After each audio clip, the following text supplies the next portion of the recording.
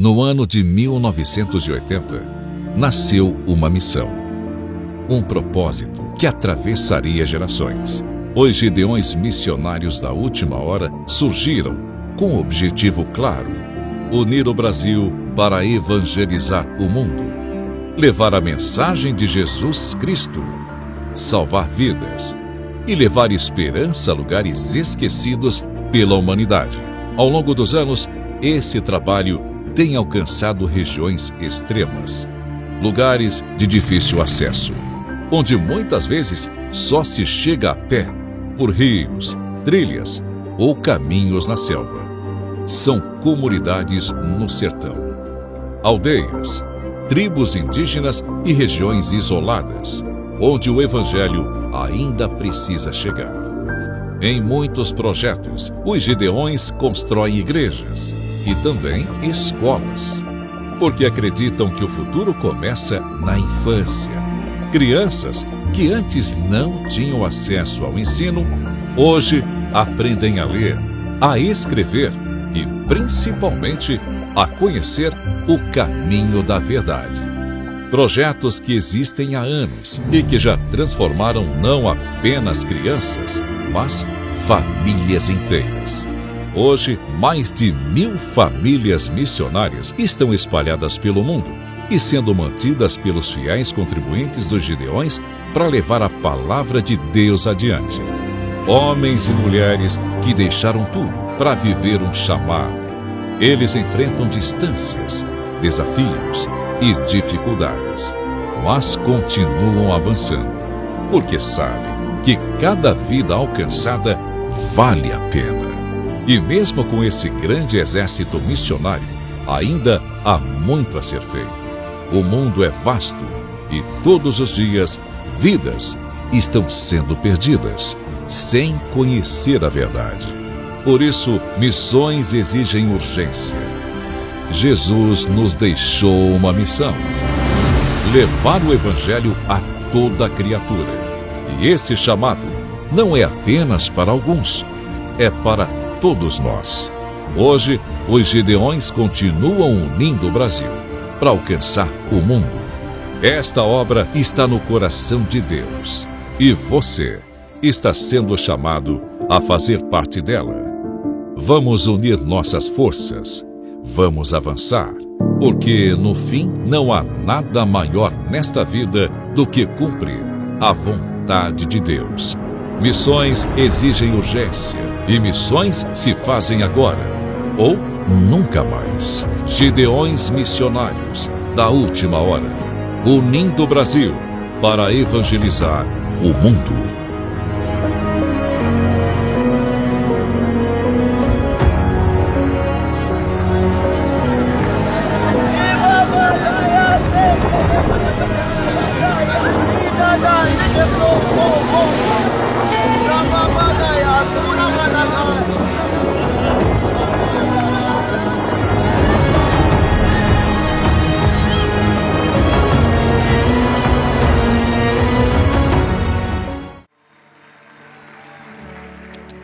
Glória a Deus.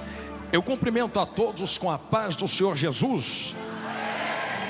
Meus irmãos, minhas irmãs, quem está alegre de estar na presença de Deus, diga graças a Deus. Eu também estou tão feliz de estar aqui esta noite. Eu quero externar a Deus a minha gratidão e a minha alegria em mais uma vez poder servir a noiva do Cordeiro neste tão honrado congresso. Deus abençoe a cada um que está participando desta noite tão gloriosa. Eu louvo a Deus pelas vossas vidas e glorificado seja Deus, porque se não fosse Ele, nenhum de nós estaria presente aqui esta noite. É por Ele e para Ele todas as coisas, em nome de Jesus. Eu quero também deixar registrado e louvar ao nome do nosso Deus pela vida do pastor Gilmar Miguel e pastora Maria Inês. Deus abençoe, que casal de Deus. Vocês são uma bênção. Obrigado por todo o carinho, toda a receptividade. Que Deus continue usando, sustentando e abençoando vocês. São uma referência de intimidade com Deus. Deus os abençoe cada dia mais em nome de Jesus. E quando faço referência a este casal abençoado, a toda a diretoria dos Gideões, cada um dos pastores, todos os companheiros.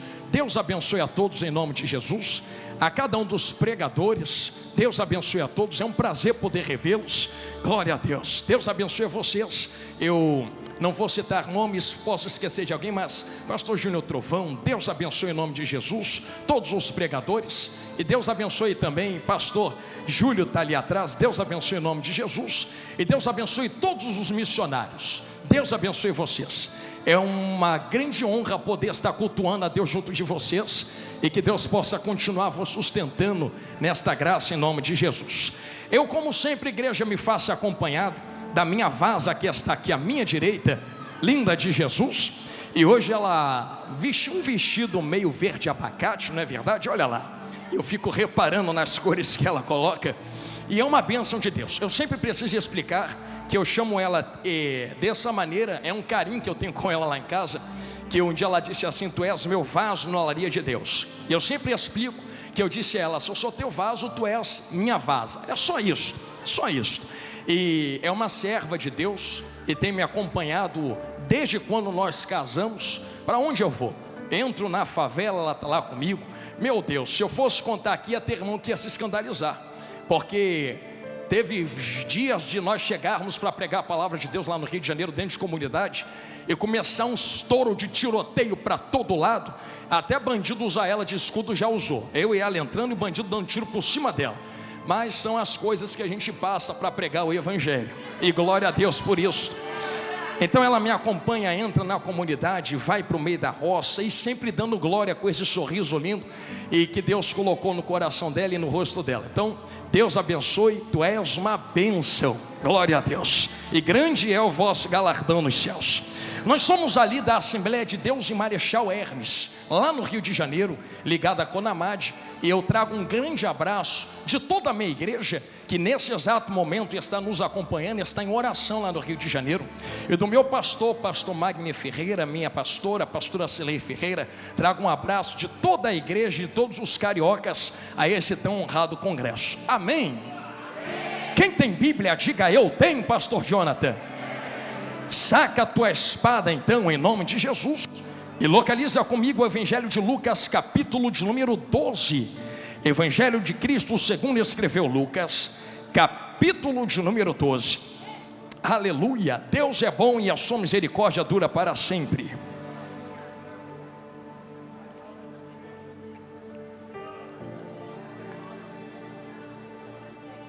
Aleluia.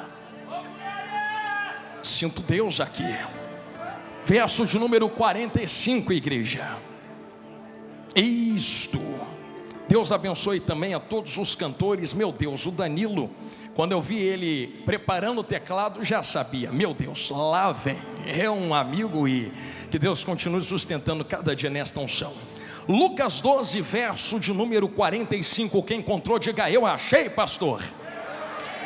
Assim está escrito na palavra do nosso Deus. Mas se aquele servo disser em seu coração: o meu senhor tarda em vir, e começar a espancar os criados e criadas, e a comer e a beber e a embriagar-se, verá o senhor daquele servo no dia em que não espera, e numa hora que ele não sabe, e separá-lo-á, ele dará a sua parte com os infiéis. E o servo que soube a vontade do seu senhor e não se aprontou, nem fez conforme a sua vontade, será castigado com muitos açoites. Mas o que e não soube e fez coisas dignas de açoites, com poucos açoites será castigado. E a qualquer que for muito dado, muito também lhe será cobrado. Ao que muito se lhe confiou, muito mais se lhe pedirá. Amém, igreja? Tome seu assento em nome de Jesus. Aleluia. Isto. Se acomode nos seus lugares e me encara bem dentro dos meus olhos. Eu tenho uma mensagem da parte do meu Senhor para entregar ao Brasil e aos Gideões missionários esse ano, neste dia chamado hoje. Estava eu em conferência com o nosso mestre, em oração, pedindo há meses atrás a direção daquilo que deveria lhes entregar. E o Espírito Santo foi muito enfático em vos direcionar uma palavra acerca da disposição do tema que entregou ao servo de Deus. Essa chama não pode se apagar. E é sobre isso que o Espírito Santo quer direcionar cada coração aqui disposto esta noite, que nos acompanha pela internet e que está aqui na nave da igreja. Eu tenho certeza que todos vocês conhecem que Cristo se comunicava muitas vezes por parábolas, e fazia isto porque entendia que a limitação da mentalidade humana talvez não alcançasse a dimensão dos segredos e dos mistérios espirituais. É por isso que várias vezes ele vai simplificar a dimensão de tudo aquilo que Deus é, em palavras tão simples que, por serem simples, talvez nos escapem alguns detalhes, mas são exatamente nas suas simplicidades que a palavra de Deus nos apresenta as suas maiores profundidades. E é exatamente dentro deste contexto que em Lucas capítulo de número 12, Jesus começa a apresentar uma ampla visão do que é o reino de Deus. Em paralelo do capítulo 12, o capítulo 24 faz a mesma menção desta mesma parábola ou pregação de Jesus. E quando nós pulamos ao capítulo 24, nós estamos caindo dentro de uma pregação escatológica do mestre. Quando você começa a ler o capítulo 24, do verso 1 até o verso 14, você vai ver Jesus dizendo aquilo que havia de acontecer antes do fim chegar. É exatamente neste grupo de versículos que a igreja vai identificar, por exemplo, o esfriamento do amor, as guerras, os rumores de guerras, as perseguições, o levante de falsos profetas. Mas Jesus sempre vai dizer: não se preocupem, porque ainda não é o fim, denotando que esses sinais são necessários para que a igreja possa identificar a proximidade do arrebatamento. Então que fique claro nesse começo de mensagem, até o versículo 14 já está acontecendo na nossa época. E se você for fazer um paralelo, por exemplo, com tudo que sai na mídia, você vai encontrar guerras, rumores de guerras, perseguições. E eu quero parar nesse exato ponto em específico: as perseguições. Eu estou vendo uma multidão de milhares de pessoas aqui dentro do pavilhão dos Gideões Missionários 2026, sentados para serem alimentados pela palavra de Deus. E a pergunta que eu vos faço nesta introdução de mensagem: enquanto vocês estão aqui dançando na presença de Deus, pulando, marchando, dando lugar, quem é que entrou por aquelas portas para fuzilar vocês? Quem é que entrou naquela porta ali para arrancar a cabeça de vocês fora? Quem é que entrou ali para fazer como na Nigéria, que milhares de cristãos estão sendo assassinados? Quem é que entrou ali como na Coreia do Norte para jogar dentro de prisão e torturar? Quem é que entrou ali como em certos países da África para poder fazer aquela maldade que tu sabe qual é com as mulheres? Quem é que entrou ali para prender só porque tu está falando de Jesus, como em alguns países da América Latina? Quem é que entrou ali que, como no Oriente Médio, dispara e descarrega uma AK-47 só porque gritou Jesus? Vocês entendem que tem lugares na terra nesse exato momento que tem gente sendo fuzilada e o sangue escorrendo no chão só porque está dando glória a Deus que tu pode dar aqui dentro. É por isso, pastor Gilmar, que quando eu entro na presença de Deus, eu não meço o tamanho do glória e do aleluia que outros dão, e nem eu mesmo dou. Eu sei o que a igreja está passando na terra. Outros queriam estar sentados no teu lugar e não pode, mas tu pode estar sentado aqui. Eu fiz esta introdução para trazer uma mensagem de um nigeriano. Ano passado eu estava em missão na Angola, e um nigeriano veio até mim e disse: pastor, quando o senhor pregar ao Brasil, diz para os irmãos brasileiros que entrar na presença de Deus no Brasil não é obrigação, é oportunidade que Deus está dando a vocês, e manda eles aproveitarem a oportunidade que Deus está dando, porque nós queríamos cantar como vocês cantam e não podemos, nós queríamos dançar como vocês dançam e não podemos. Mas Jonathan, avisa eles que se nós não nos encontrarmos na terra, um dia nós nos encontraremos na glória por toda a eternidade para louvar ao Cordeiro de Deus. Enquanto eu prego isto a vocês nesse começo de pregação, o meu coração, a minha alma chora por dentro, por ver irmãos, Jesus, chorando e a alma se deleitando e derramando, por causa da terrível perseguição que se levanta contra a igreja na terra. Será que enquanto eu ministro isso a vocês, vocês podem colocar na tábua da vossa mente as milhares de vidas e de almas que estão gemendo e chorando debaixo de espadas, de fuzis, de facas e de torturas? Eu vou além. Será que vocês podem ouvir as milhares de almas que, gemendo e chorando, estão gritando, chamando e precisando de alguém lhes entregar a poderosa palavra de Deus. Este é o cenário que nós estamos vivenciando. Não, os irmãos precisam entender que talvez o Brasil ainda não esteja vivendo uma via de fato de perseguição. Nós estamos numa bolha de proteção divina. Deus ainda não permitiu o peso da espada passar na igreja brasileira. E dá glória a Deus por isso, porque eu já vi gente dizendo que a perseguição tem que despertar, mas avivamento não vem através de perseguição. Tem muita gente errada por causa disso. Se fosse assim, a Coreia do Norte tinha o maior número de igrejas. Entenderam? Na esquerda, vou falar olhando para a direita. Coreia do Norte é perseguida, estão sofrendo com a ausência de palavra, igreja e avivamento. Não é perseguição que traz avivamento em uma nação. E eu quero começar a entrar por aqui. Pastor, o que é que traz avivamento dentro de uma nação? Lucas capítulo de número 12, Jesus vai começar a contar uma parábola e um cenário acerca do reino. Nós começamos a entender que tem alguns personagens, e dentro da palavra, e dentro da teologia, melhor dizendo, nós que estudamos a teologia, podemos dissecar e absorver algumas respostas da parte de Deus, trazendo à luz os personagens que existem dentro da palavra. Quando nós lemos o capítulo 12, estas partes que nós vemos que Jesus vai fazer menção de um mordomo e de servos. O mordomo nada mais é do que alguém que é servo junto com outros servos. E a palavra utilizada por Jesus aqui no grego dá a entender que era alguém que estava no meio dos servos, estava misturado com a multidão, não merecia estar onde está, mas foi apontado pelo senhor da casa, por ter proximidade e a confiança do seu senhor. O seu senhor pega aquele servo de entre os servos e o eleva a mordomo. Então alguém que está elevado não é nada mais do que apenas um servo em uma posição diferente dentro da casa. E como Jesus mesmo disse, que a quem muito é dado, muito é cobrado. Esse mordomo tem algumas regalias, alguns acessos, mas também tem algumas responsabilidades. Por exemplo, todo servo dentro da casa, todo aquele que serve dentro da casa, tem que ter as suas necessidades atendidas. E estes servos que estão trabalhando dentro da casa,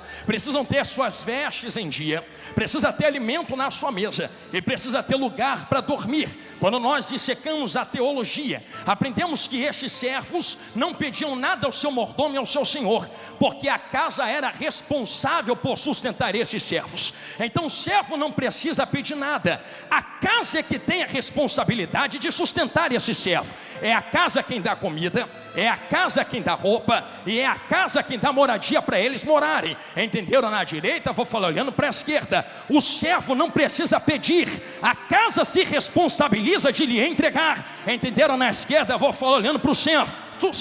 O servo que é servo não precisa pedir, a casa tem o dever de se responsabilizar pela estrutura do servo. O servo não pede, porque a casa da comida, a casa da moradia e a casa da roupagem. Agora olha que engraçado, que do meio desses servos, ele escolhe um como mordomo. Esse mordomo ainda é servo, então mordomo também não pede, porque o mordomo também é sustentado. Mordomo também tem comida, mordomo também tem moradia. Só que o mordomo tem acesso a outras coisas que os servos não têm. Ele tem alguma autoridade sobre servos, e ele direciona servos dentro desta casa. Logo começamos a entender a visão que Jesus está querendo construir dentro desta parábola. Jesus apresenta duas distinções de mordomo. Ele vai começar falando no verso 42 acerca do mordomo fiel e bom. Esse mordomo fiel e bom é aquele que entende a sua missão. E qual é a sua missão? É entender que ele deve entregar comida dentro da casa, ração dentro da casa, entregar algo dentro da casa. E é muito categórico esta palavra utilizada no original, porque a palavra é porção determinada. Então quem recebe da mão do mordomo não recebe nem a mais e nem a menos, não recebe faltando e não recebe sobejando. Estou falando de comida, estou falando de palavra. Por isso este mordomo não precisa se preocupar, porque já tem porção determinada para entregar aos seus servos. Parênteses aberto àquilo que Deus ardeu no meu coração. Amo cada um dos irmãos, mas assim está escrito na palavra de Deus: certo dia quando Jesus entregava esta palavra, ele determina dentro desse entendimento que é necessário que esse mordomo bom alimente os servos que estão na casa, sem pedir nada mais, sem pedir nada menos. Ele continua no verso 43: bem-aventurado aquele servo a quem o Senhor, quando vier, achar fazendo assim. Em verdade vos digo que sobre todos os seus bens o porá. Jesus dá uma volta de 180 graus e começa a falar de um servo infiel, no verso de número 45: mas se aquele servo disser em seu coração, o meu Senhor tarda em vir, e começar a espancar os criados e criadas, e a comer e a beber e embriagar-se, virá o Senhor daquele servo no dia em que ele menos espera, e numa hora que ele não imagina, e vai pegar aquele servo de surpresa. Aqui existem algumas lições que Jesus passa dentro da parábola. Ele começa apresentando o fato de haver fartura dentro da casa, porque logo no verso seguinte é quando nós lemos no 45: aquele servo infiel come, ele bebe, embriaga-se, ele farta-se, e não há problema em ter fartura dentro da casa. O problema é a fartura cegar o entendimento missionário daqueles que estão entregando a comida. Repito, o problema não é haver fartura dentro da casa, o problema é a fartura cegar o entendimento do propósito missionário daqueles que entregam a comida. A obra geme enquanto este servo não apresenta aquilo que lhe foi dado a apresentar. Você não vê em nenhum momento da mensagem, ou da palavra, melhor dizendo, que enquanto o servo não entrega aquilo que lhe foi determinado, o Senhor não se apresenta. Esse Senhor tem data, hora, dia determinado para se apresentar. Nisto aqui é um perigo terrível, porque pelo Senhor não se apresentar enquanto a missão não é cumprida, cai-se no perigo de achar que Ele não liga, que Ele não está nem aí, e que Ele não se importa com a sua casa. Porém, há uma medida diante de cada um, e cada um, disse Jesus, será julgado diante daquilo que apresenta ao seu Senhor. Por isto, nós entendemos que Ele não se interessa pelo sofrimento dos servos dentro da casa. Age como se a casa fosse dele. Enquanto age como se a casa fosse dele, há um engano estabelecido no seu coração. E aqui existe um porém muito grande: o engano estabelecido no coração desse mordomo é um plano terrível que o condena à condenação eterna. Ele diz em seu coração: o meu Senhor não vai voltar agora, eu tenho um tempo de me consertar, eu tenho um tempo de falar o que Ele mandou falar, eu tenho um tempo de entregar o que Ele mandou entregar, eu tenho um tempo de fazer o que Ele mandou fazer. Só que ninguém sabe o dia e nem a hora. Vai que Ele volta enquanto eu estou pregando para vocês aqui esta noite. Se ninguém sabe o dia e nem a hora, Jesus, eu estou correndo desta palavra, mas vou precisar falar. Se ninguém sabe o dia e nem a hora, começamos a entender que existe alguém responsável por comida dentro da casa. Parênteses aberto. Eu me lembro de um dia, Esaú chegando do campo assim desse jeito, cansado da guerra, cansado da batalha. Jacó disse: irmãozão, senta aqui, porque aqui tem comida. Dá aqui a lentilha que eu preparei para você comer. Come, só que tem um preço. Você quer comer o que eu estou fazendo? Eu quero, eu estou com fome. Tem misericórdia de mim, não me deixa morrer sem comida. Tem que entregar a sua primogenitura. Vai ter comida se tiver a tua primogenitura de volta. Esaú fala no seu coração: para que me serve a primogenitura se eu vou morrer? Quer saber? Leva a primogenitura e me dá lentilha. Diz o texto, vai doer, mas vai curar. Te amo. Que quando Jacó vai oferecer lentilha, ele coloca a lentilha e puxa pão e entrega o pão. Meu Deus, por que não deu o pão antes? Por que está dando depois o pão de já ter negociado a lentilha? Entende que Jacó preparou o guisado, Jacó preparou a lentilha, mas o texto não diz que foi ele quem preparou o pão. Se não fui eu quem preparei o pão, eu não tenho direito de negociar o pão. Eu vou repetir isso aqui: se eu preparei lentilha, negocia a lentilha, bota preço na lentilha, bota preço no que tu prepara. Pão não fui eu quem preparei, porque não fui eu quem fui para a cruz, não fui eu quem desci na terra, não fui eu quem me entreguei para salvar a humanidade.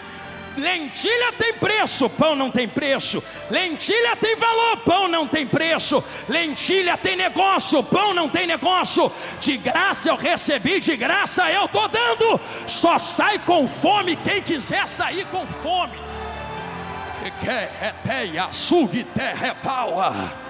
Não. Jacó está responsável pela lentilha e pelo pão dentro da casa.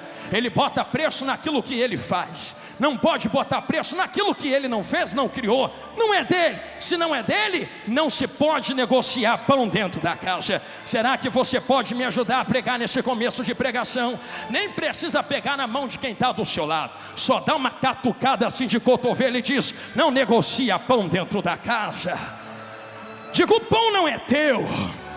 Diga: o pão é o pão vivo que desceu do céu. A palavra não é tua. Terreia, caio, releia, tuia, hanuquiteia. Eu não tenho direito de botar preço no pão. Se eu não tenho direito de botar preço no pão, como é que eu vou sobreviver? A casa se responsabiliza pela roupa. A casa se responsabiliza pela comida. A casa se responsabiliza pelo lugar de dormir. Aqui está a vertente do que Jesus prega. Eu não posso botar preço, porque a casa se responsabiliza de me sustentar até o arrebatamento. Pastor, tu está falando isso aí porque dentro desta parábola? Porque dentro desta parábola identificamos uma coisa terrível que acontece. Este servo fala em seu coração: ele não vai voltar agora não. Já foi no tempo do meu avô que ele não voltou, do meu pai que ele não voltou. Ele vai chegar agora. Quero começar a pregar agora.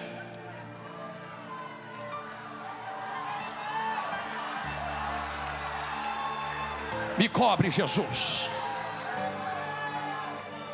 O maior perigo de quem está dentro da casa é perder o foco do motivo de estarmos aqui reunidos. Porque o servo infiel mantém foco em coisas terrenas. É comida, é bebida, é satisfação de desejos próprios. Só que o servo fiel entende: eu tenho uma missão, e a minha missão é alimentar quem tem fome. A minha missão é sustentar quem está trabalhando na casa. A minha missão é sustentar quem tem projeto de Deus na vida. Se existem esses dois direcionamentos dentro da palavra, o direcionamento e o perigo desse servo infiel é começar a colocar o foco em coisas terrenas. E aqui está uma das maiores identidades do século atual. Pastor, qual é a identidade do século atual? Que existe algo aceso dentro da casa que estava se apagando. O que é que estava se apagando? Estava se apagando a esperança do arrebatamento e da volta de Jesus grandão da Galileia. Ele vai voltar a qualquer hora. Qualquer dia ele chega, qualquer hora ele vem. E não percebem que vivendo dissolutamente estão a um ponto e a um fio de cair na mão do seu Senhor. Eu sei que se tu cair na mão do diabo, Deus te livra. Eu sei que se tu cair na mão de homens, Deus te livra. Cai na mão do teu Senhor para ver quem é que te livra. Anu, terremaio. Eu teria medo de viver com foco na terra, sabendo que a qualquer momento a trombeta pode tocar só para mim e eu encontrar com a eternidade. Que é que tu tem para apresentar na tua mão diante do seu Senhor? A eternidade está diante de nós. E o cabresto fino desta mensagem: vocês têm 50, 40, 30 anos, 70, 80. Fala para mim quanto tempo dura uma eternidade. Vai trocar uma eternidade com Deus por causa de 80 anos? Estou sentindo Jesus falar na minha boca. Pensa que quem está no inferno agora está dormindo para sempre? Teologicamente aprendemos e pela Bíblia discernimos que o que dorme é a carne, é o corpo. Mas foi Jesus quem falou, vai reclamar com ele, que quem estava no inferno gritava: me deixa voltar, para avisar quem está vivo o que é que o Senhor faz com quem não te serve fielmente. Sabe o que aquele servo ouve, ou aquele homem ouve alguém dizer a ele: se preocupa não vai voltar ninguém dos mortos para avisar o que tem aqui. Já tem Moisés magrinho pregando para ele. Se quiser, ouve os profetas, missionários e pastores do reino. Keleia, Hanui, Tekenaia Santo Reva. Estamos diante da eternidade. A eternidade bate na nossa porta. E o maior foco que não podemos perder dentro do texto é deixar o fogo se apagar. O fogo da esperança, do arrebatamento do Senhor. Eu não disse isto aqui de propósito. Eu trouxe vocês por esse caminho para vocês entenderem que a esperança é acesa e não é acesa por homens. A esperança sempre é acesa pelo Senhor nosso Deus. Parênteses aberto, para engrossar o caldo que eu estou falando, e a gente entra de cabeça naquilo que Jesus está gritando aqui no meu ouvido. Lembra Levítico capítulo de número 6? Existe uma vertente diretória e teológica acerca de como o fogo é conduzido dentro da casa do Senhor. Quem acende fogo não são homens. Quem acende fogo na Bíblia é Deus que está no trono. A Bíblia diz que diante de Deus saiu um fogo, e aquele fogo lambe o altar. Agora eu estou vendo todo mundo me olhando de olho arregalado. Você tem mão direita assim para levantar? Então faz esse exercício comigo. Levantou. Repita comigo: quem acende fogo é Deus. Agora bate a mão no peito assim e diz: quem mantém aceso sou eu. Deus não vai descer na terra para manter fogo aceso.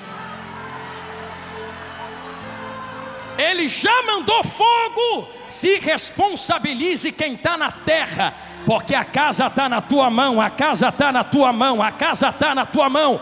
O fogo na casa só apaga se você deixar apagar.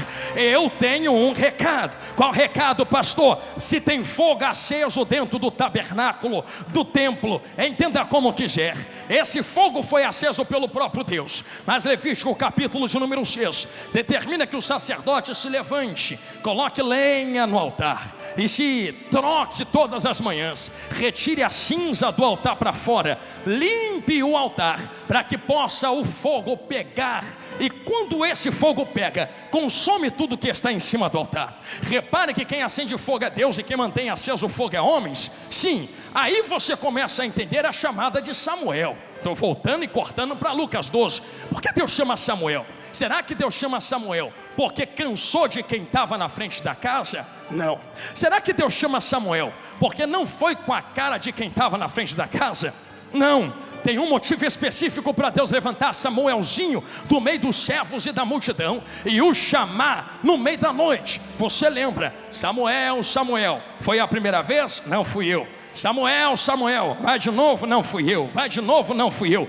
Quando esta voz te chamar, abre a boca e diz: fala que o teu servo, opa, voltei no Lucas 12, alguém percebeu? Fala que o teu servo está ouvindo. Ele não se dirige a alguém que está acima, ele se dirige diretamente ao servo. Me cansei do que está acontecendo na terra, vou passar vassoura, vou entrar com espada, vou entrar de madeira. Samuel, diz aí que eu estou chegando. Sabe o que acontece? Eu sei porque Deus está levantando o Samuelzinho na terra.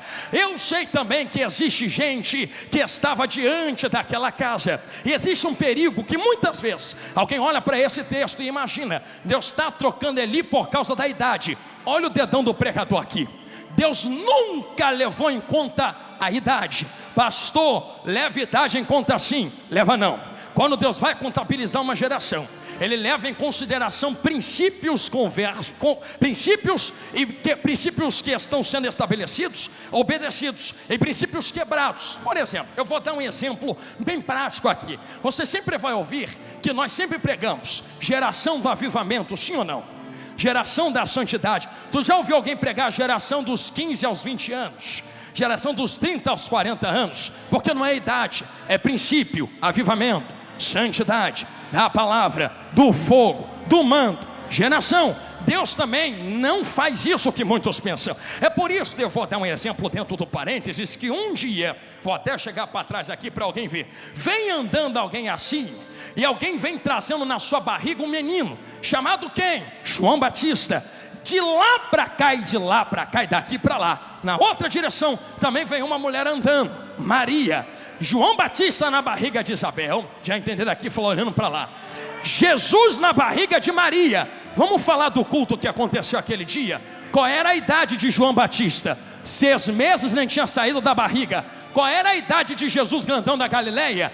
apenas alguns meses dentro da barriga. Pensa que Deus liga para a idade? Jesus nem nasceu, já estava enchendo João na outra barriga. João nem saiu, já estava assim lá dentro, ó. Que glória, que glória, que glória, que glória, que glória. Tem gente nascida que não faz, eu vou esperar nascer para fazer. Eu já vou dançar aqui dentro dessa barriga mesmo, ó. Varão que me usa. Deus não olha para a idade, Deus olha para princípios mantidos. É por isso que Deus está chamando Samuel. E entendemos que se Deus não leva a idade em conta, mas princípios em uma geração. Entendemos que Deus não está descendo e vai doer, mas vai curar. Deus não está descendo na terra por causa do pecado de Ofni. Tu não vê a palavra dizendo: e Ofni pecou e Deus veio. Já entenderam aqui? Tu é de EBD, hein? Tu não vê escrito na Bíblia: e Finéias pecou e Deus veio. Mas peraí, pastor, era adultério, era roubo da oferta de Deus, era fornicação na porta do templo. E Deus não veio. Deus não desce em pecado alheio, porque só se apresenta onde é invocado. Você acha que quem está pecando não está invocando Deus? Mas, porém, contudo, todavia, entretanto, antes que a lâmpada se apagasse. Vou engatar a segunda agora. Deus desce na terra e fala: não, agora já é demais. Eu não venho no teu pecado. Quiser pecar, peca. Quiser adulterar, adultera. Quiser roubar, rouba. Mas não toca no fogo, não toca no fogo, não toca no fogo, não toca no fogo. O fogo não pode se apagar. O fogo não pode se apagar. É porque não toca no fogo. Porque quem acendeu o fogo não é quem está na terra. Quem acendeu o fogo é quem está sentado no... Ele se responsabiliza pelo fogo que acende na terra. E se tiver que trocar uma geração inteira para manter o fogo aceso, Ele vai trocar uma geração inteira, mas o fogo não vai se apagar. Não vai. Não vai. Pastor, porque não pode se apagar? Vem comigo para dentro da Bíblia. Não se apaga, porque esse fogo tem nome, tem presença. Eu sei que nós identificamos fogo como Espírito Santo, mas dentro da Bíblia Espírito Santo é óleo, é azeite. Fogo é a glória de Deus. E você vai ver vários exemplos disso dentro da Bíblia, mas não vou enfadar os irmãos. Entende-se que o candelabro estava aceso porque tem azeite dentro. Se tem óleo, sustenta fogo em cima. Quando você vê Atos capítulo 2, você entende que houve um vento que entra, como o som de um vento impetuoso. Quando o Espírito entra, o óleo desce. O Espírito Santo, representado pelo óleo no candelabro, somente depois é que tu vê línguas repartidas como de fogo. Então, se não tem óleo, não tem fogo. Se não tem óleo, não tem fogo. Se não tem Espírito Santo, não adianta nada. Pode falar bonito, pode cantar bonito, pode fazer o que for. Se não tem o Espírito Santo, se não tem o óleo, não vai ter fogo. Fogo é sustentado por óleo. Glória é sustentada pela presença do Espírito Santo de Deus.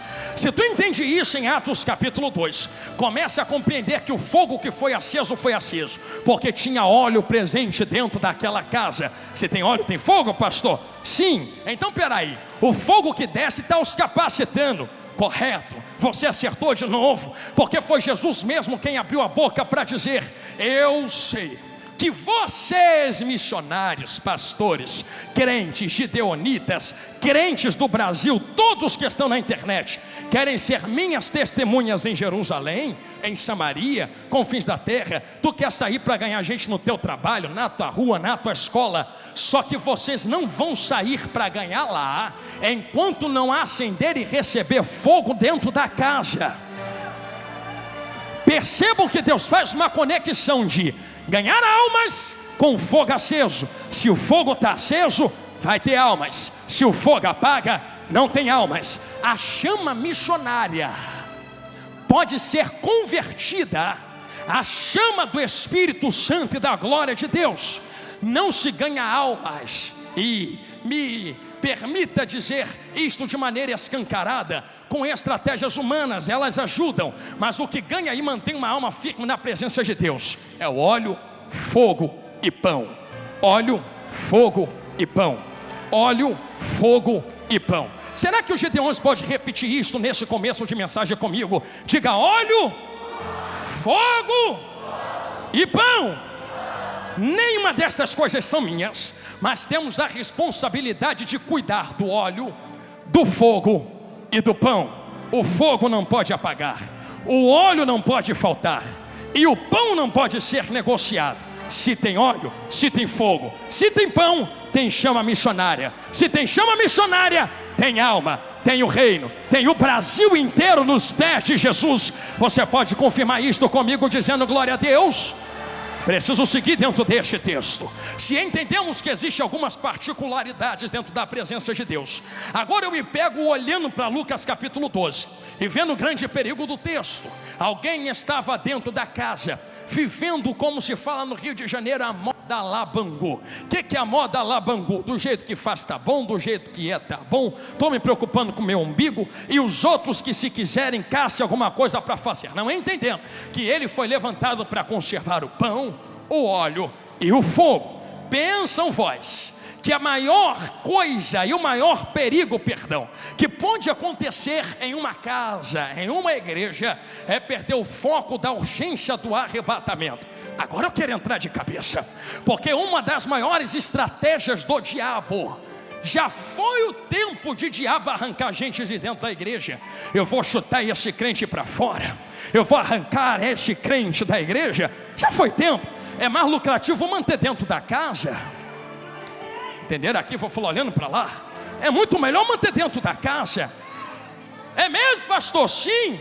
Mas se está na casa, está bom. Não, qual é a visão de quem está dentro da casa? Qual é o foco de quem está dentro da casa? Permita-me abrir um parênteses para testificar isso aqui que eu estou falando. Satanás, um dia, vem comigo para dentro da Bíblia, estava na presença de Deus, via Deus, olhava a Deus. A pergunta que eu faço, e você não precisa gritar, só pensa no seu coração. Tu pensa que Satanás, quando se rebela contra Deus, luta como contra ele? Pensa que Satanás puxa espada assim? Olha para o pastor: vem comigo, Deus, que hoje é na força. Se Satanás puxasse a espada diante de Deus, Deus ia olhar para ele e falar assim: é na espada que tu quer? Vamos ver quem tem mais poder. Acabou, venci. Satanás não ia conseguir ficar 1 milésimo de segundo de pé diante de Deus. Se não consegue combater Deus no poder, como é que está até hoje perturbando a igreja? Porque Satanás nunca tentou descredibilizar Deus através de poder, mas através de caráter. Satanás, eu vou falar de novo, Satanás tentou tocar no caráter de Deus. E pastor, onde você vê isto teologicamente? Entendemos que Isaías e Ezequiel apresentam um quadro, eu estou entrando em arrebatamento agora, um quadro do que Satanás era antes de cair da presença de Deus. Eu sei que tem teólogos, amigos meus mesmo, que dizem: não, pastor, isso aí era rei da terra. Mas irmão, não tire a espiritualidade do texto. Enquanto ele estava diante de Deus, ele se apresentava coberto de pedras preciosas e intentou no seu coração ser igual a Deus. Percebeu que em nenhum momento do texto diz: e puxou a espada contra Deus, mas ele carrega 1/3 do céu, sim ou não? Não se carrega 1/3 do lado passando espada. Não se carrega e se convence alguém botando pistola na cara. Pode até ir na força, mas não vai convencido. Como é que se convence? É mais ou menos assim, ó: Deus está aqui, Satanás está aqui, os anjos estão ali. Você não entende que dentro da palavra diz: nos teus negócios te corrompeste? Peraí, como é que alguém se corrompe em negócio se já está coberto de pedras preciosas? Não está negociando ouro, não está negociando prata, não está negociando pedras preciosas, está negociando influência. E os negócios deles são mais ou menos assim: quero dividir o reino porque eu quero ser igual a ele. Cola do meu lado que a gente consegue ser igual a ele. Sai da placa dele e vem para a minha, cola aqui. Entenderam? Vou falar de novo. Aí vai no outro. Você não acha que é muito poder na mão de um só, não?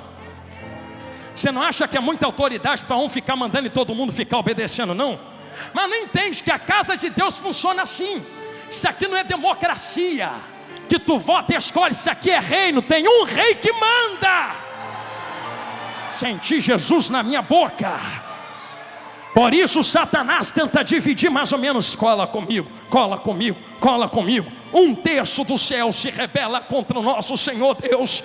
Eu vou fazer uma pergunta para entrar de cabeça no arrebatamento. Ele usou espada? Não. Usou o que, pastor? Lábia, palavras. Vou falar de novo, estou chegando em Lucas 12 de volta. Palavras. Não se corrompe alguém que está diante de Deus com espada. Se não, já percebeu que quer vir contra mim? Se não dá para mudar Deus que está sentado no trono, eu mudo a visão de quem serve a Ele. Jesus me cobre. Se não dá para mudar a glória dele, eu mudo a visão que tem acerca da glória dele. Agora tudo é pecado. Agora não pode pular, não pode marchar, não pode fazer o avião. Agora não pode falar língua estranha, é pecado. Vamos mudar a visão que estão tendo acerca da glória. Vamos embora apagar esse fogo. Vamos embora destruir esse negócio dentro da casa dele. E como é que a gente vai fazer? Vamos embora usar o pão. Pega a palavra e vem devagarzinho no ouvido. Isso não pode, isso não é, isso não vai, isso não tem, isso não consegue. Enquanto estão usando a palavra para mudar o foco, anjos caem da presença de Deus por atenderem a lábia de Satanás. Perceba como a estratégia é a mesma. Satanás foi expulso, sim ou não? Lembra que estava no jardim do Éden? Como é que ele tenta Eva? Tenta com espada ou com palavras? Certamente não morrerás. Só que é engraçado, ele pega a palavra que Deus libera. Eu vou falar de novo. Ele pega a palavra que Deus libera e ele começa a conversa assim: o que Deus falou? Deus falou que não pode comer, porque se comer morre. Morre não. Então até começa com uma verdade, até começa introduzindo algo do evangelho. Mas quando você entra na vertente do pão, você vê que nunca teve nada de evangelho, nunca teve nada de verdade. Chegou o tempo do Espírito de Deus despertar a igreja brasileira contra falsas mensagens que parece que são, mas não são. Parece que tem, mas não tem. Parece que é, mas não é. Até te faz chorar, não é? Mas a palavra não tem que te fazer chorar, tem que te fazer sair da igreja pensando na tua vida e se consertar com Deus. Santo réu. Se não fizer frescor na minha alma e não me fizer feliz, não é Deus falando. É Deus falando sim. É Deus dizendo: se converte, larga o teu pecado, larga o teu erro.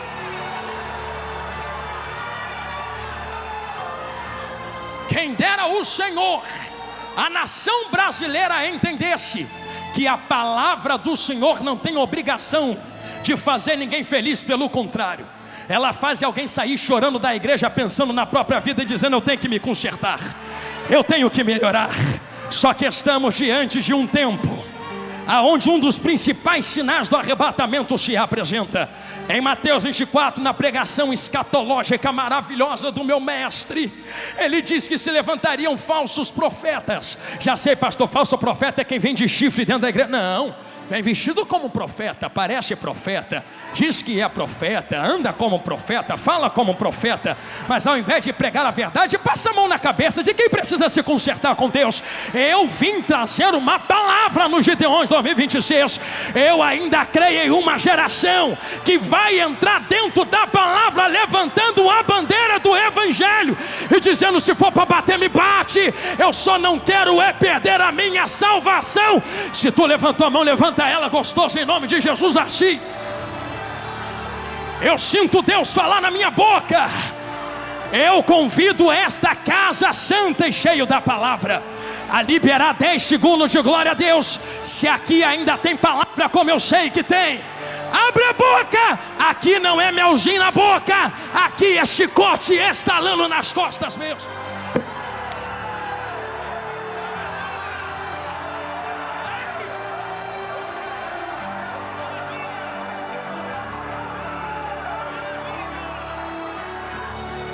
Não vou amolecer a palavra, não vou vender o pão. O que não teve de gente falando: cuidado, rapaz, cuidado, homem. Só que não precisa ter raiva de mim. Eu sou só o servo, eu sou só o mordomo. Se quiser reclamar com alguém, pode vir falar comigo, pode vir. Ele diz assim: Jonathan, vem cá no canto. Eu não gostei do gosto da comida, eu não gostei do pão, não gostei da palavra, não tem problema. Como não fui eu que fiz, esta madrugada ainda, eu vou procurar quem fez em oração. Eu peço Ele para te procurar aonde você estiver, para Ele botar o dedo na tua cara e falar: por que não comeu o pão que eu botei diante de ti para tu comer? Só morre de fome se quiser morrer de fome. Mas eis aqui diante de vós o pão vivo que desceu do céu, que é a palavra de Deus.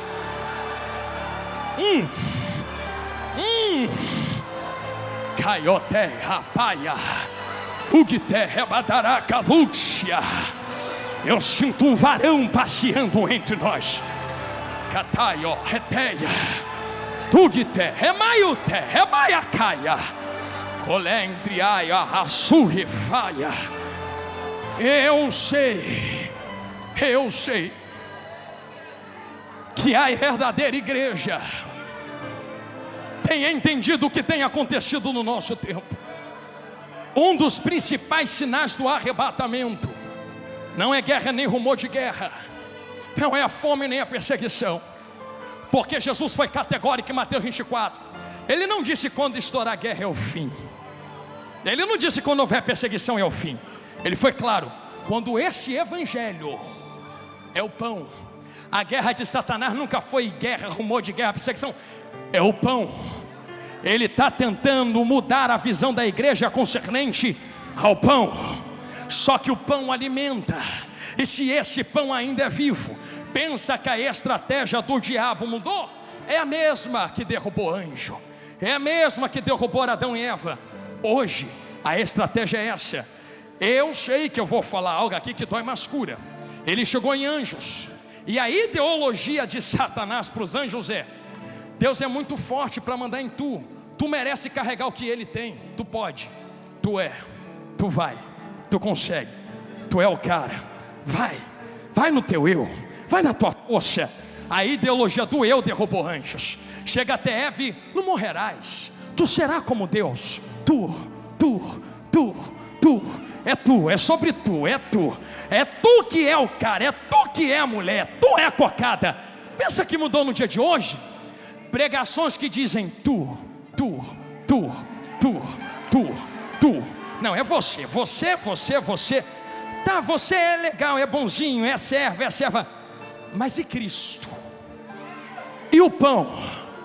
Não é sobre mim, não é sobre mordomos e servos, é sobre o pão vivo alimentando gente dentro da casa. Eu deixo uma orientação à igreja brasileira: rejeitem qualquer manjar ou refeição aonde o pão vivo não seja o centro da mensagem. Rejeitem na cara dura. Se não estiver falando de Cristo, pega a mala e sai. Pega a Bíblia e vai embora. Vai para onde está falando de Jesus. Não perca a tua alma por ausência de pão dentro desta casa. Entrequeia, ratu, remaia, sando rera. Não morre de fome, não morre de fome, não morre de fome. Vai morrer de fome perto de uma padaria celestial aberta diante de ti. Rejeitem palavras que vêm em vozes mansas, mas não pregam a verdade. Um dia alguém disse para mim: tu grita muito. Eu disse: mas eu grito a verdade. Você gosta de ouvir mentira em voz mansa? Não é melhor gritar uma verdade? Ouve um grito falando que tu precisa de Jesus, senão tu vai para o inferno. É melhor do que uma massagem no teu coração dizendo tu. É muito tu que vai descer de tobogã para o inferno, mas poucos fiéis que vão subir no toque da última trombeta. Tamai, calúcia, terreia, caioteia. Só tem um jeito de nós entendermos e discernirmos quem é que vai rejeitar e quem é que vai atender o verdadeiro pão. Como é que nós discernimos, pastor? O fogo não pode apagar. Parênteses aberto, pulo dentro de Lucas 12 de cabeça de novo. A única maneira de testar e discernir se algo vem da parte de Deus é se esse algo resiste ao fogo de Deus. E sabendo que o fogo de Deus provém pela glória de Deus, começamos a entender algo que João fala. Quem ainda me ouve, diga glória a Deus. Então vai comendo Bíblia. O que João fala, pastor Jonathan Carlos? Ele diz assim: eu vos batizo com água.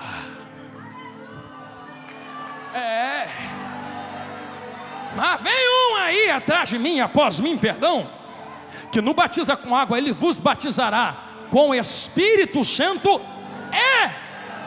Não com fogo. Ele não deu a opção de escolha. Ele não disse escolhe o fogo ou o Espírito Santo. Ele deu os dois. Se ele dá os dois, isso está implícito no original. Por favor, com todo respeito a quem não acredita, mas está muito claro no texto que isto aqui não é fogo do inferno. Isto aqui é fogo que ele entrega para fazer a obra. Pastor, onde está esse fogo? Eu poderia falar de Jeremias, de fogo ardendo nos ossos, mas permita-me falar da sarça ardente, porque só é destruído no fogo de Deus quem não é do fogo. Vou falar de novo. Só é destruído no fogo de Deus aquilo que não é fogo, não provém do fogo, não nasceu do fogo. Agora o que é fogo junto com fogo é conservado com fogo. Quer ver? Sarça está ardendo, é ou não é? Mas está queimando e destruindo? Não, porque fogo conserva aquilo que é dele. Quando eu olho para os Gideões missionários, eu vejo sarças ardendo no fogo. Está pegando fogo, mas o fogo não destrói as sarças. É isso que é acender fogo. E esse fogo que está aceso é a única coisa, cheguei aonde Jesus está gritando, que impede, vambora, vem comigo, o anticristo de meter a mão na terra. Eu acredito firmemente. Eu não posso dar se ele já nasceu, se ele já está vivo, mas a Bíblia nos induz a pensar que existem pequenos anticristos, sim ou não? Se existem pequenos anticristos que se fazem anticristo, então muitas pessoas se fazem como anticristo. E quando nós lemos Lucas capítulo 12, nós vemos a ideia do que é. Pessoas que usam o que Deus entrega em próprio bel prazer. E quando você percebe a lábia existente dentro do texto, assim como Satanás usa a lábia para derrubar anjos, para derrubar Adão e Eva, para tentar derrubar Jesus dentro do deserto, você percebe que quem tem autoridade de lábia, de falar e de induzir servos, está se corrompendo no texto. Logo se faz um pequeno anticristo.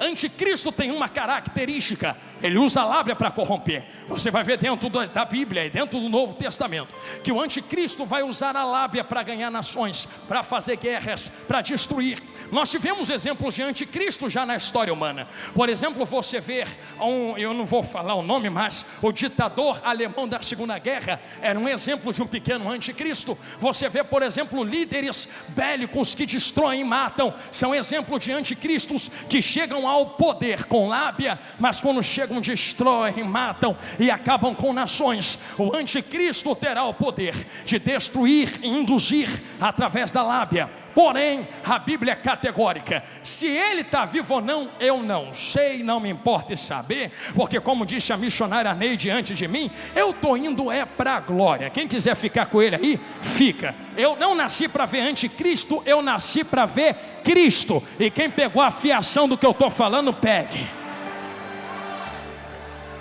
Ai, Jesus, não manda falar isso não.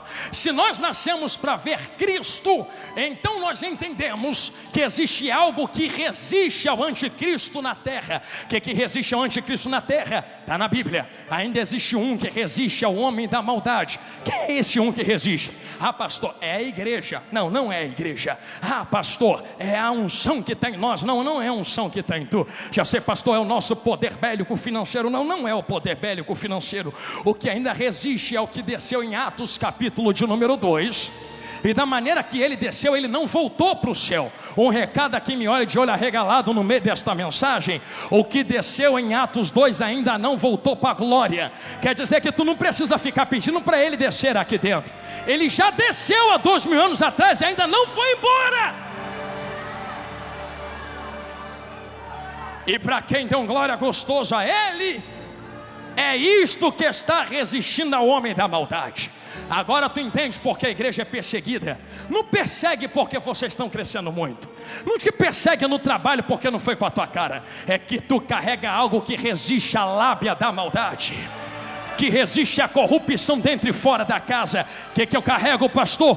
Fogo aceso, que é a glória de Deus no óleo do Espírito Santo. A chama não pode se apagar.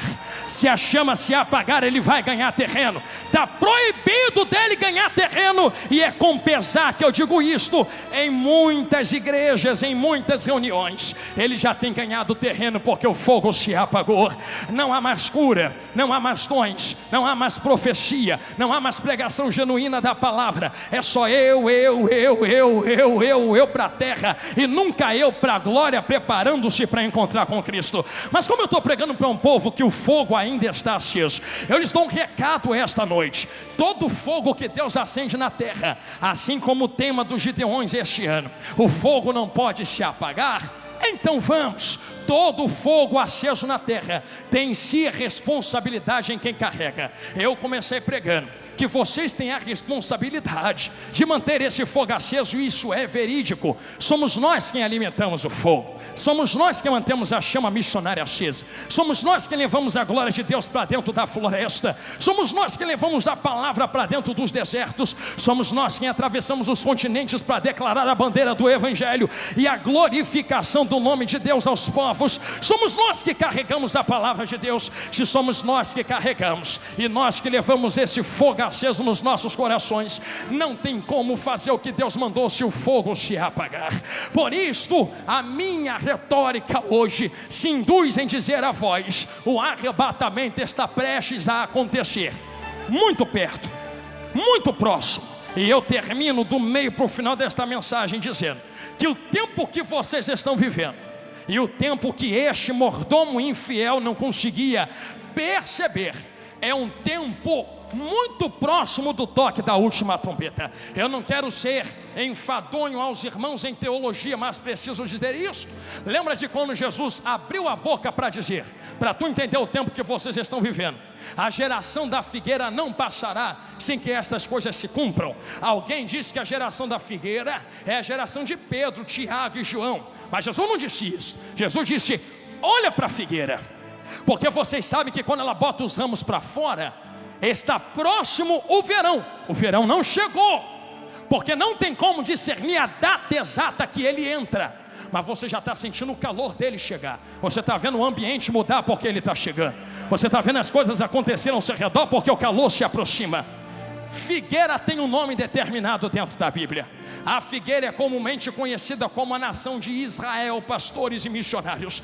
O que Jesus estava dizendo é: olha para Israel. E pastor Adriano, pastor Gilmar, pastor Abner, meus amigos, nós entendemos que olhar para Israel é como olhar para um relógio de Deus. Jesus estava dizendo: Israel vai entrar no inverno terrível, vai perder as folhas, em outras palavras, vai deixar de ser nação. Eu dei essa volta para chegar aqui em arrebatamento, mas fico olhando para Israel, porque quando botar folhinha para fora de novo, em outras palavras, quando voltar a ser nação, vocês sabem que eu estou muito perto, muito próximo de vir buscar a minha igreja. E lá se vai Israel. Jesus sobe para a glória, anos 70 chega, Roma invade, dispersa os israelitas, deixa de ser nação. Mas Jesus está do céu, olha para a figueira, olha para a figueira, olha para a figueira. Vai o tempo do Império Romano, Israel não volta a ser nação. Vai o tempo do Império Bizantino, Israel não volta a ser nação. Vai o tempo dos impérios árabes e mamelucos, Israel não volta a ser nação. Os cruzados entram na terra, Israel não volta a ser nação. De repente os islâmicos otomanos entram, Israel não volta a ser nação. Império Britânico entra, Israel ainda não era nação. Até que em 1948, resumindo muito, se senta nas Nações Unidas um grupo de homens, e a retórica era: esse povo sofreu muito. Oswaldo Aranha, liderando, brasileiro, é por isso que eu gosto do Brasil, liderando a conferência, disse: vamos determinar a questão dos judeus. Eles estão voltando para aquela terra. O que é que vamos fazer? Divide a terra e dá um pedaço para eles e deixa outro povo no outro pedaço. Eu não sei se tu gosta, ama ou não Israel, também não estou nem aí. Eu sei o que a palavra diz. A palavra diz: quando Israel voltar a ser nação, sabe que a geração desta figueira não passará. Israel voltou a ser nação em 1948. Eu estou proibido pela palavra de marcar dia, de marcar data, de marcar hora. Eu não sei quando ele volta para buscar a gente, para buscar vocês, mas ele mandou medir o calor do verão. Então vou medir o calor do verão.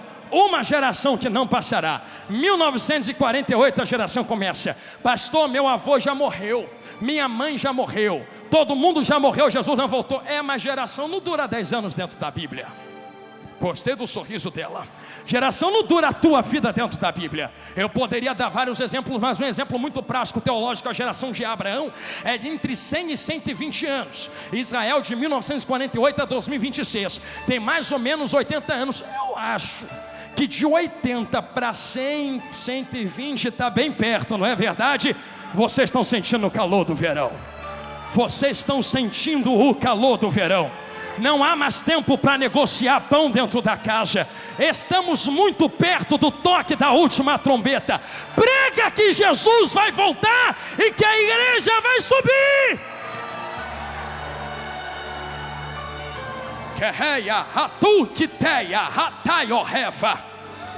A palavra é clara, que o servo infiel batia e espancava os seus irmãos.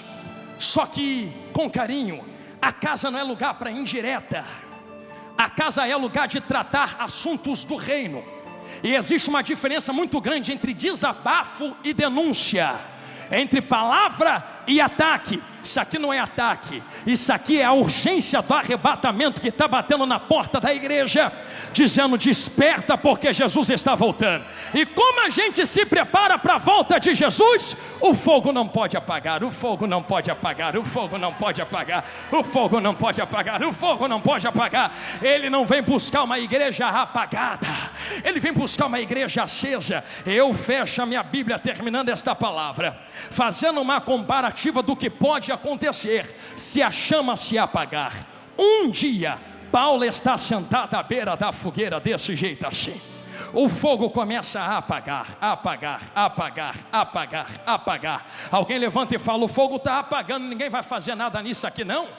Ninguém vai levantar? Chegou todo mundo comigo, não vai levantar para catar graveto? Então é o seguinte: se ninguém mais quer, eu quero.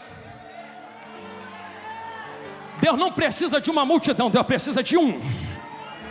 Entender aqui, recebe quem quer, fala olhando para lá. Deus não precisa que a maioria esteja de acordo, Deus precisa de um louco que se levanta para catar graveto no meio desse mistério.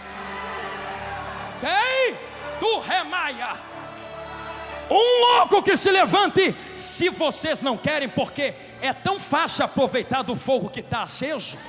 Quero ver levantar para catar graveto e botar no fogo que está aceso. É tão fácil, não é? Eu vou aplicar, porque eu não vou ficar dando volta para explicar. É tão fácil falar: vai missionário, adiante missionário, faz a obra missionário. Eu quero ver tu pegar teu gravetinho no teu bolso, botar na mão dele e falar: vai. Mantenha a chama acesa. É tão fácil absorver e sentir o calor do fogo. Paulo se levanta, estou terminando agora, começa a catar graveto desse jeito assim, ó. Graveta aqui, graveta ali, graveto lá. Bota embaixo do braço e vem. Se aproximando do fogo, se aproximando do fogo, trazendo graveto. Eu não quero ver o fogo apagar. Esse fogo foi aceso para nos manter vivos. Estamos vivos por causa do fogo. O fogo não pode.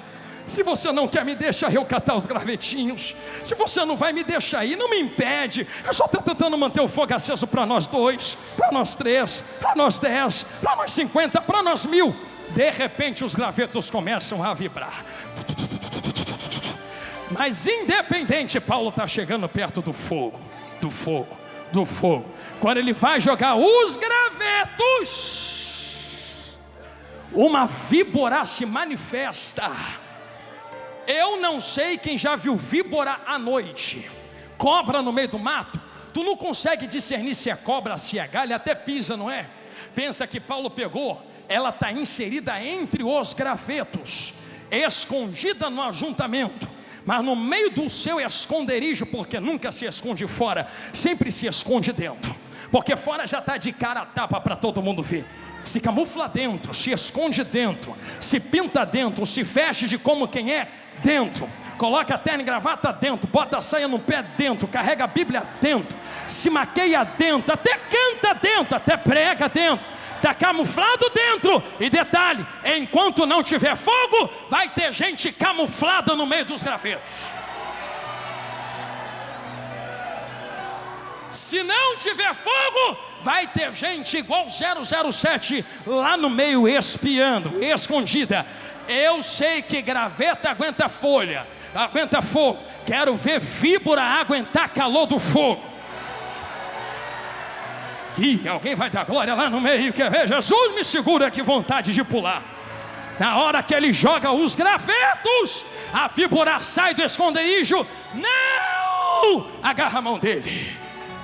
Um recado a todos os missionários, pastores, companheiros de altar, pregadores, ministros, pastores do evangelho. Deus não impede a víbora de nos morder, porque aonde há fogo, pastora Marinês, a manifestação de víboras, e o veneno entra, dói. Mas Deus nunca disse que ia impedir mordida de quem é falso. Deus só disse que não ia deixar você morrer.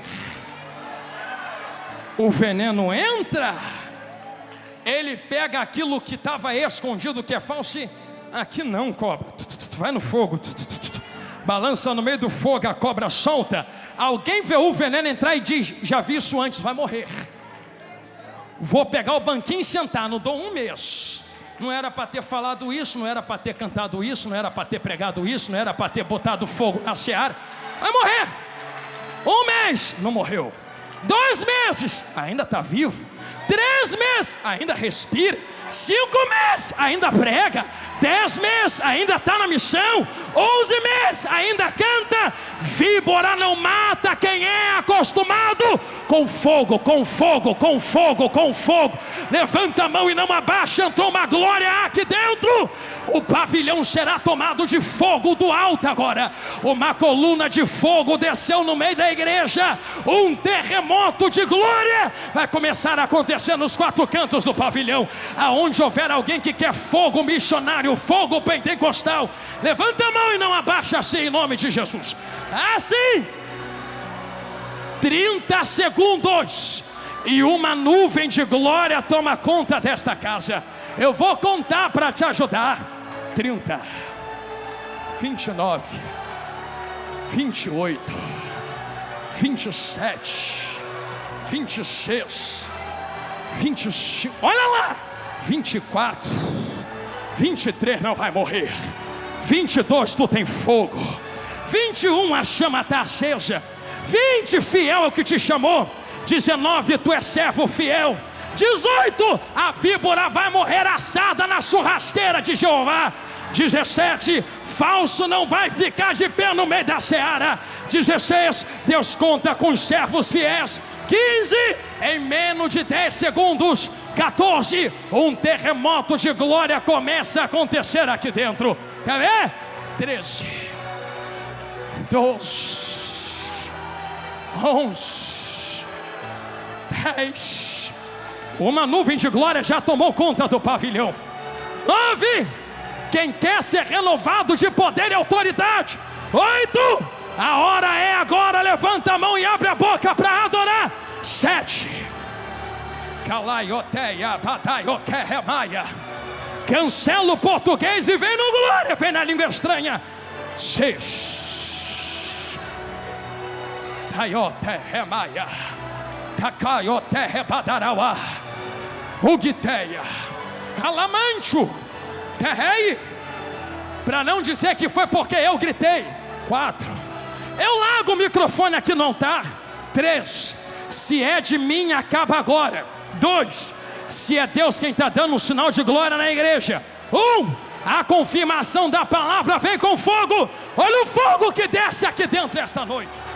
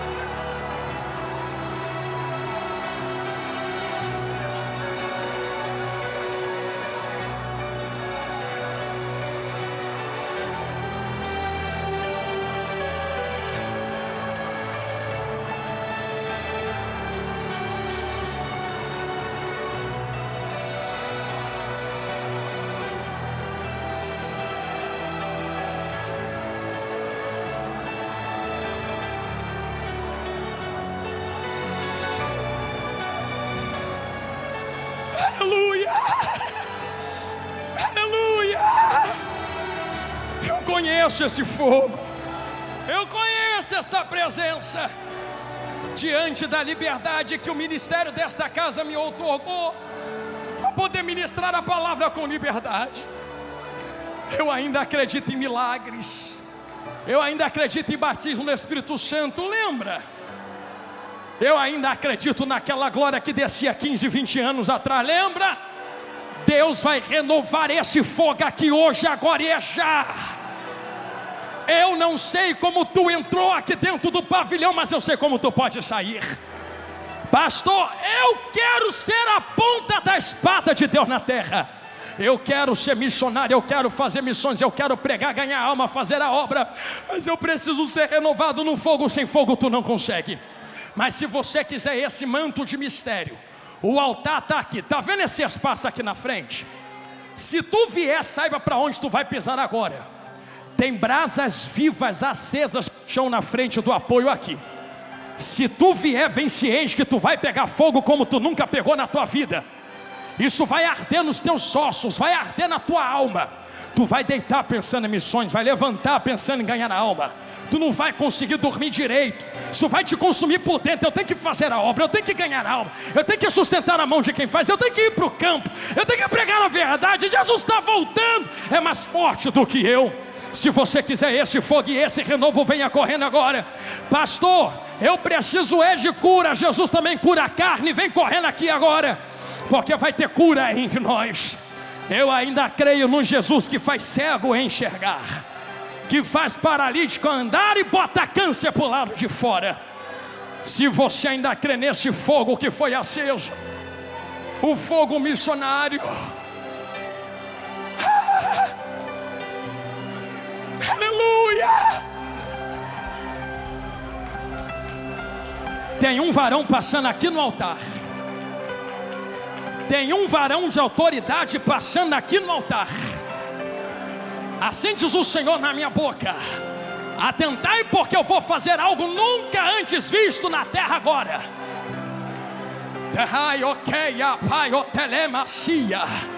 Tem um rolo desenrolado e tem manto de mistério descendo na cabeça de crente.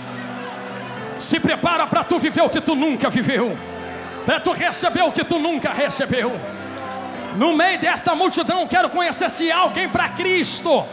E na live também, se houver alguém para Cristo, diz que quer voltar para Jesus ou aceitar Jesus agora, que a mídia vai começar a me informar para eu poder falar a voz aqui e testificar diante da igreja.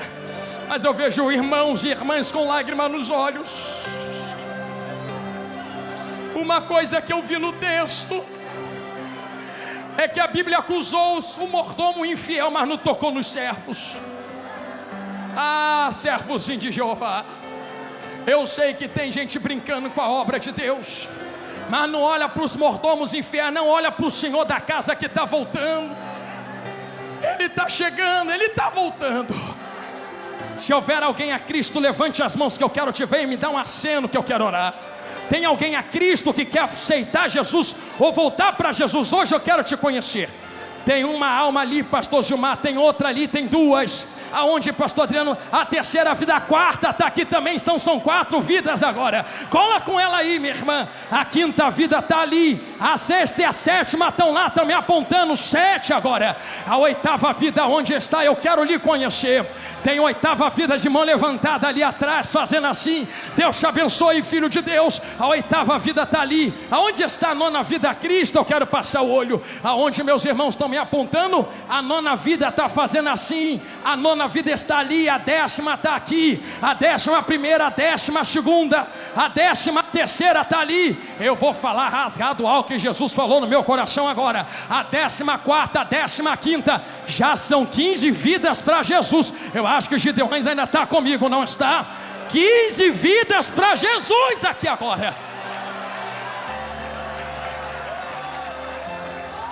Não, pastor, mas está de terno e gravata. Tá bom. Pega a tua gravata e apresenta para Jesus na porta do céu, vê se entra. Tem que levantar a mão para Ele dentro da casa. Será que há uma 16ª vida? Eu quero lhe conhecer, preciso orar. Há uma 16ª, a 16ª está aqui à minha direita. A 17ª vida onde está? 17ª vida no corredor da igreja está ali, 17 vidas agora. A mídia, por bondade, se puder me informar se há alguém na internet.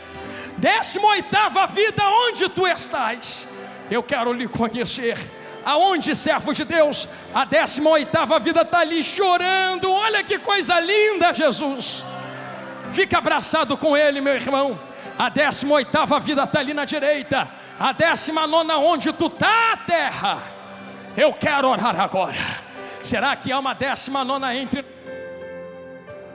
Glória a Deus. Se houver, levante a mão e manifeste agora. São 18 vidas a Cristo aqui no pavilhão.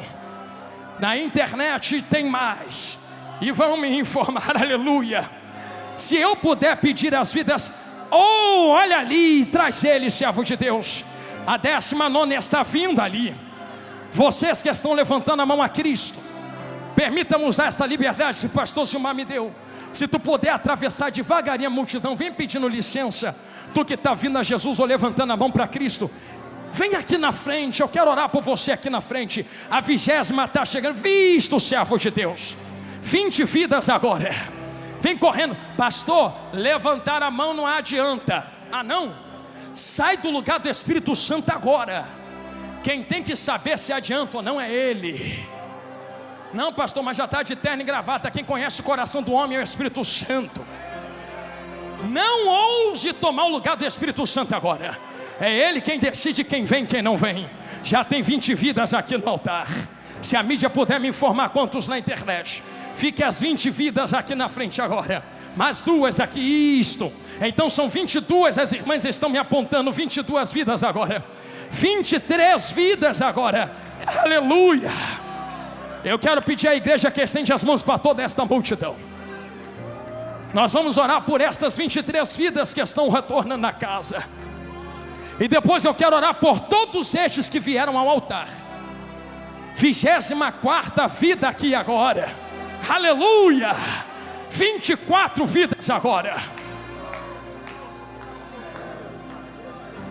Meu Deus do céu. Eu tenho uma notícia para dar a vocês que a mídia está me informando. Estava em 422, agora tem 475 vidas para Jesus na internet.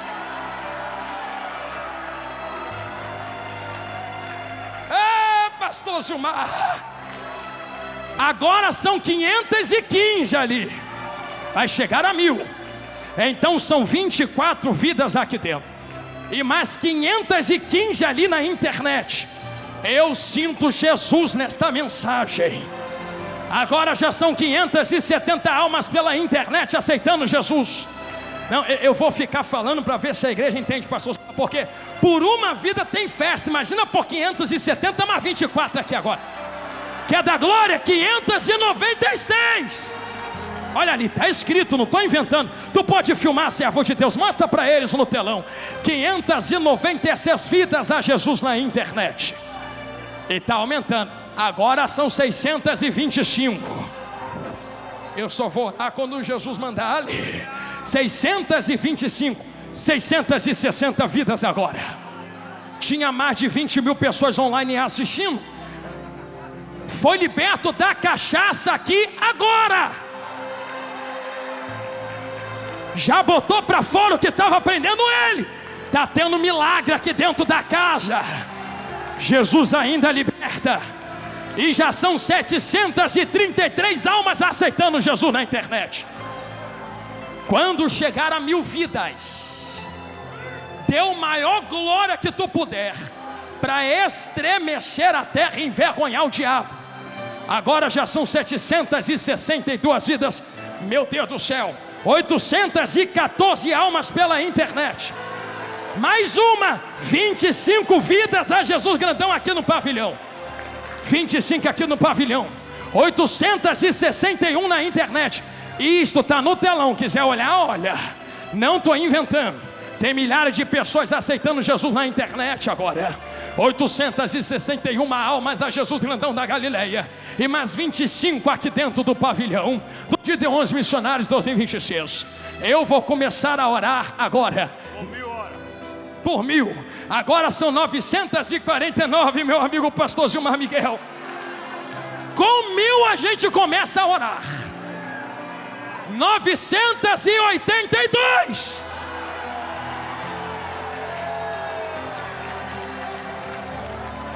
Entre Queia, 1018 vidas.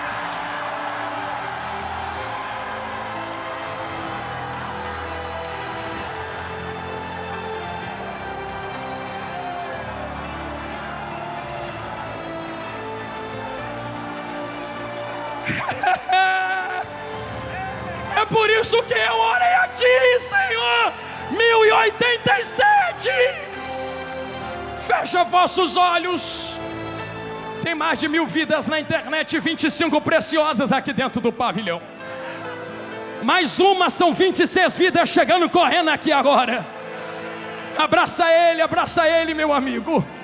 Estende as mãos, igreja, vamos orar por essas 1177 agora. E 26 aqui dentro do pavilhão. Meu Deus, 1206 agora. Aonde, serva de Deus? Mais uma aí? 2. Então 27, 28 vidas aqui dentro do pavilhão. 28 vidas no pavilhão e 1227. Pode deixar, pastor, aleluia. Eu quero pedir que tu estenda as mãos, vamos orar por estas 1270 vidas na internet, por estas 28 vidas aqui no pavilhão, e todos vocês que vieram à frente receber renovo do fogo de Deus. Enquanto eu estiver orando, só glorifique a Deus. Quem estiver doente será curado agora. Aonde tiver caroço será expelido. Se houver AIDS, se houver pressão, se houver doença hereditária, vai cair por terra agora em nome de Jesus. Vocês serão curados. E fogo arderá continuamente sobre o altar e não se apagará. Feche os olhos, Gideões Missionários 2026. Senhor, meu Deus e meu Pai, Pai amado, querido e de bondade, 28 vidas estão se rendendo aqui no pavilhão a Ti, e mais 1400 almas na internet. Senhor, milhares de vidas estão te aceitando como Salvador. Senhor, isto é fruto da mensagem. Senhor, eu quero dar toda a honra e glória a Ti, porque Tu confirma aquilo que Tu coloca diante dos homens. Senhor, eu lhe peço, escreva o nome das 1452 almas na internet e das 28 vidas aqui no pavilhão, no livro da vida. O que passou, passou, ficou para trás. A partir de hoje começa uma nova história. Senhor, eu sei que a partir de agora nunca mais faltará fogo, porque hoje eles são Teus servos e Teus mordomos. Senhor, agora 1485 vidas na internet. Eu coloco cada uma deles e delas nas Tuas mãos, e eu lhe peço, Senhor, pela glória que há no Seu nome, enquanto eu oro, começa a passear com Teu Espírito dentro do pavilhão dos Gideões agora. Isto, 1518 na internet. Senhor, aonde houver alguém doente, toca agora nesta carne, toca agora nos nervos, toca agora nos ossos, toca agora no sangue. Eu profetizo cura sobre eles. Toda enfermidade bate em retirada em nome de Jesus. Senhor, eu lhe peço, arde Teu fogo sobre eles. 1550 vidas agora na internet. Aqui já tem 30 vidas, então são 1567 mais 30 vidas no pavilhão. Senhor, eu lhe peço, enquanto eu estou orando, passa em revista entre eles. Vê quem está de boca aberta te adorando. Senhor, já tem gente batizada no Espírito Santo aqui. Começa a renovar com fogo agora, fogo agora, fogo agora, fogo agora, fogo agora. E isto, tem gente sendo liberta de demônios ali. Fogo agora, fogo agora. 1600 almas na internet. Fogo agora, fogo agora, fogo agora. Senhor, assim como desceu em Atos 2, começa a renovar vaso que quer fogo agora.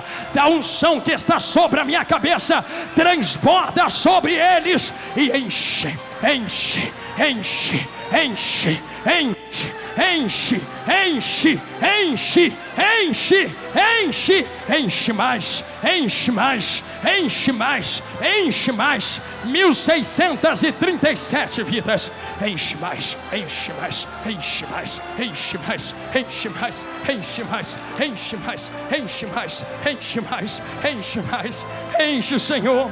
Eu coloco cada vida nas tuas mãos, com a certeza da vitória, em nome de Jesus, amém.